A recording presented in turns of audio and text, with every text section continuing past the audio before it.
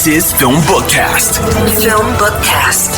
FilmBookCast, the official podcast of FilmBook. Get ready for the latest in film news, TV show news, and theatrical reviews. FilmBook's podcast starts now.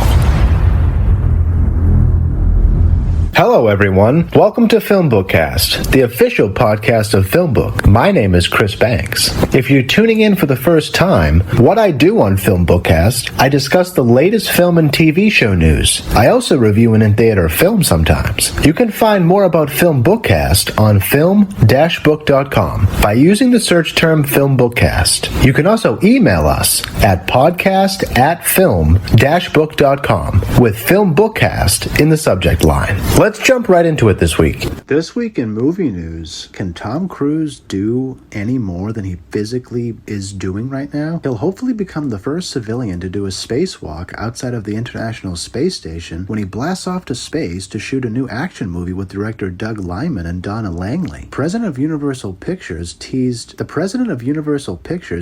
this during a recent BBC interview. Universal is backing the Cruise space project, which is reportedly carrying a budget of $200 million. The movie that will send Cruise to space is actually mostly taking place on Earth. But then the character needs to go up to space and save the day. His character is a down on his luck his character is described as a down on his luck guy who finds himself in the position of being the only person who could save Earth. Lyman and Cruise previously collaborated on films such as Edge of Tomorrow and American Made. Plot details are being kept under wraps, but we'll keep up with news as Tom Cruise is literally blasting off to space. Another fun piece of movie news, Spawn creator Todd McFarlane dropped some big news on the Spawn movie reboot this week. Blumhouse is still on board, with Scott Silver, Malcolm Spellman, and Matthew Mixon now writing the script for Spawn. Jamie Foxx remains attached to star as the anti-hero, who was first introduced in the comics in 1992. Jeremy Renner has also been attached as a co-star alongside Foxx, but The Hollywood Reporter reported this week that Reiner's involvement in the film is up in the air at the moment. It's been a long, hard road out of development hell with his brand new Spawn feature, with Todd McFarlane had originally planned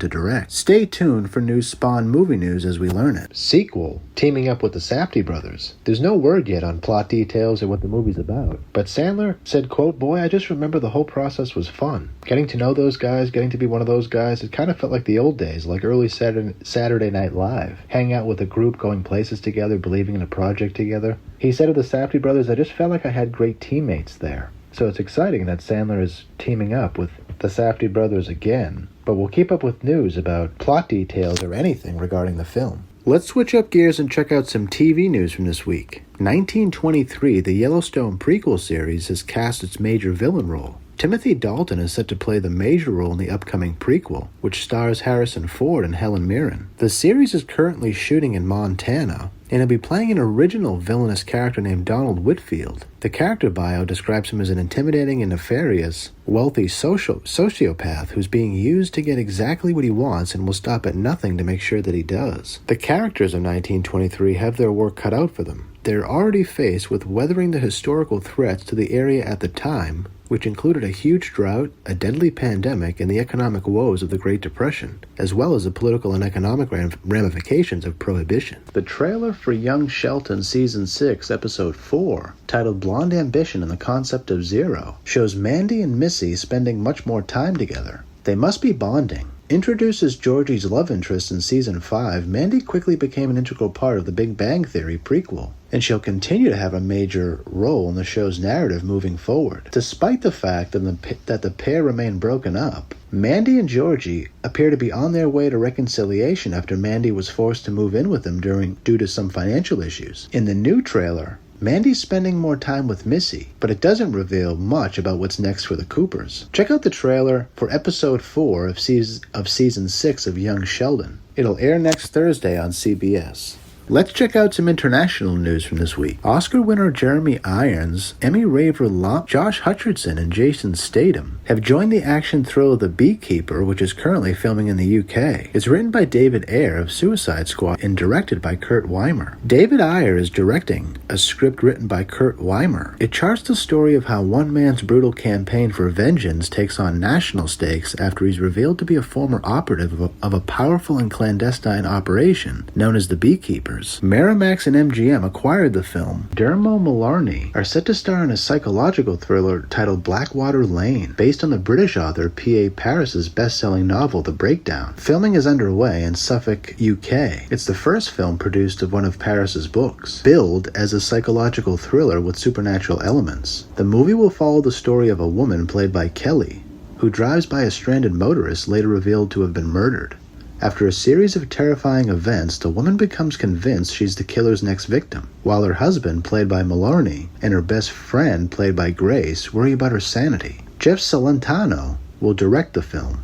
This week in at-home releases is Beast. After the death of his wife, Dr. Nate Samuels decides to return to South Africa with his 2 teenage daughters. He intends it to be a journey of healing for his fractured family, but he's unprepared for the reports of a bloodthirsty lion terrorizing the locals, especially since it seems to be a lot smarter than your typical lion. During a safari gone wrong, Dr. Samuels will learn just how intelligent an apex predator can be, and how far he'll need to go to protect his girls from everything in the African savannah. The Lion is just the beginning. Beast is now available on DVD. Gone in the Night is now available on DVD. Centered on the lives of a middle-aged botanist and her young boyfriend, who visit a remote cabin for a getaway only to find an even younger couple already there. During their stay at the cabin, the botanist is forced to face the realities of their relationship when her boyfriend runs off with a young woman after a night of partying. Gone in the Night is now available on DVD. Barbarians is now available on DVD. Adam and Eva are living a charmed life in the idyllic English countryside. When they invite over another couple for a dinner party, they don't expect it to be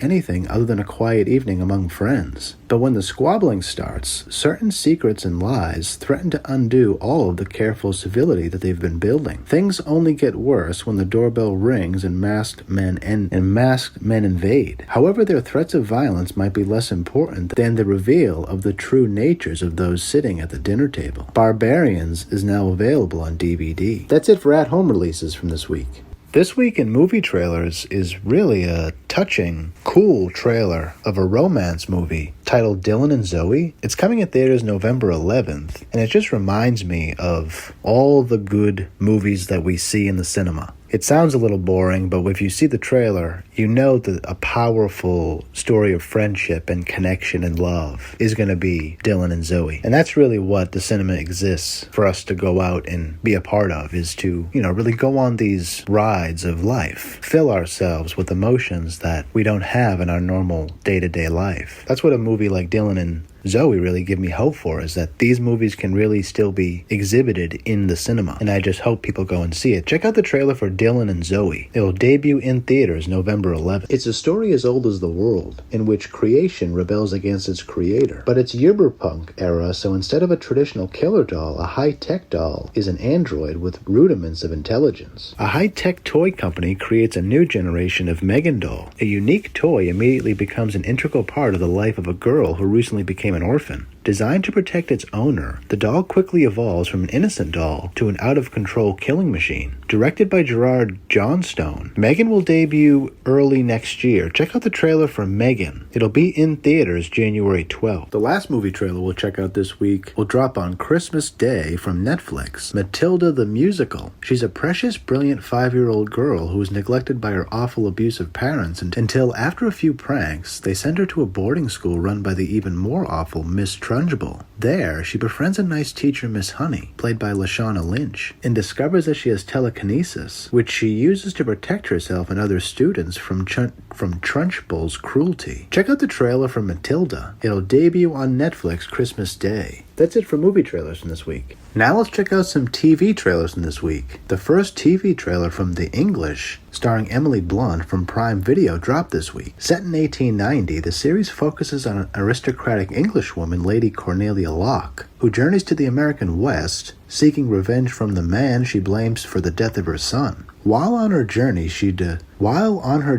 encounters a Pawnee ex-cavalry scout Eli, who's on a similar quest for revenge, and joins up with him to accomplish both of their goals. Check out the trailer for the English. All 6 episodes of the series will debut November 11th on Amazon Prime Video. Another exciting TV trailer that debuted this week is the 3rd season of The Mythic Quest. Neurosis and delusions are in overdrive, and they're just as neurotic and self-absorbed and snarky and oddly endearing as usual. The first 2 episodes of Season 3 will debut Friday, November 11th, with the new episode following each week through January 6th. Check out the trailer for Season 3 of Mythic Quest. We'll see it on Apple TV November 11th. We'll wrap up the week of TV trailers with another Apple TV show, The Mosquito Coast. It debuted the trailer for Season 2, and it picks up where the family left off, barely escaping Mexico with their lives, venturing deep into the Guatemalan jungle to meet up with an old friend and her community of refugees. This creates trouble when they become entangled in a conflict between a local drug lord and his family. Check out the trailer for Season 2 of The Mosquito Coast. It'll debut on Apple TV Plus November 4th. All right, time for this week's movie review. For this week's movie review, we're checking out Halloween Ends. Directed by David Gordon Green, written by David Gordon Green and Paul Brad Logan, Chris Briner, and Danny McBride. This is Laurie Strode's last stand. After 45 years, the most acclaimed, revered horror franchise in film history reaches its epic, terrifying conclusion as Laurie Strode faces off for the last time against the embodiment of evil, Michael Myers. Only one of them will survive. I know that I know that classic fans of the Halloween franchise don't really like what Gordon Green did with the franchise, but I would ask them to think about the limitations of modern day cinema and the ways in which technology is being used in video, and really kind of reassessing how good or bad these last Halloween films. Is it short? Yes, it's short. Is there questions that I have? Yes, of course, there's questions that I have. Are there disappointments that I have? Of course. But overall, I think that it's a great way to end this franchise. What else could you do with Michael Myers? What else could you do with Laurie Strode? There's real social commentary in Halloween Ends. They're speaking about real things. Laurie gets stopped on the way out of a supermarket by one of her neighbors who blames her for something. It's really a good symbolic gesture to what we live in today with the internet and what people have used the internet for versus what it really is. And it's just a great example of what David Gordon Green brings to the whole Halloween franchise. James Jew Courtney is back as the Shape, as Michael Myers, and I loved the way that we barely see Michael. We don't see Michael for a long time. And when we see him, it's quick glimpses. I love the idea of really breaking down this legendary figure, right? He's credited as the Shape because that's what he is. He's really a shape in the night. Michael Myers is a person, but he's really just the embodiment of evil and all of Laurie's demons. And having him kind of lurk in a tunnel is a great way to kind of show his separation from the modern world. We have an interpretation of Michael Myers as however we have an interpretation of, but he's a monster, and monsters only are created separately from society. And we see, unfortunately, people use social media in a really harmful way that separates themselves from the society that they live in. And that's why we have,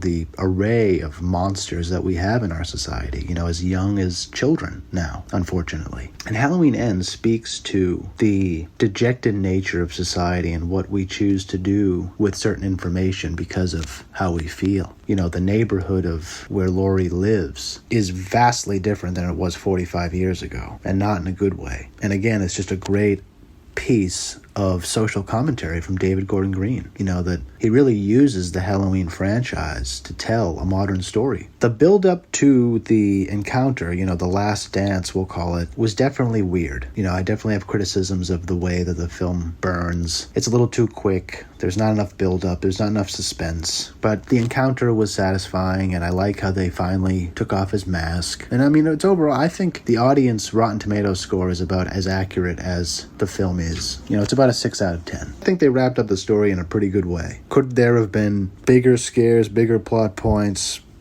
Sure. But at the end of the day, I'm sad. This is the world we live in. Go check out Halloween Ends. It's in theaters. It's also on Peacock if you have it on your TV.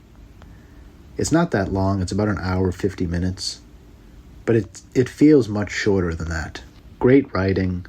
Great use of characters. Jamie Lee did as good of a job as she could have done with a character after so long. I try to be as measured as I can with these reviews because I'm not going to change what's already made. So it's really just about distilling an appreciation from what I just saw. And I think we can all do that. And I hope you like Halloween Ends as much as I did. Thanks so much for checking us out this week. Thank you so much for listening to this episode of FilmBookCast. You can find more of my work on film-book.com. Just search for Chris Banks or FilmBookCast. You can also find me on Twitter at cbanksy, S-E-E Banksy. I'm also on Instagram at @TheChrisBanks. If you listen to this podcast on iTunes or another podcast service, please rate and review this episode. If you're listening to this podcast on our YouTube channel, FilmBook Podcast, please like our video, subscribe to our channel, and leave us a comment in the comment section. It really helps people discover our podcast. Please also consider becoming one of our patrons on patreon.com/filmbook. Your support helps us create more engaging content. You'll find our Patreon link below in the description. If you want to tweet about this podcast, just use the hashtag FilmBookCast. Tune in next week for the next episode of the FilmBookCast. Thanks for listening, everyone. We'll see you then.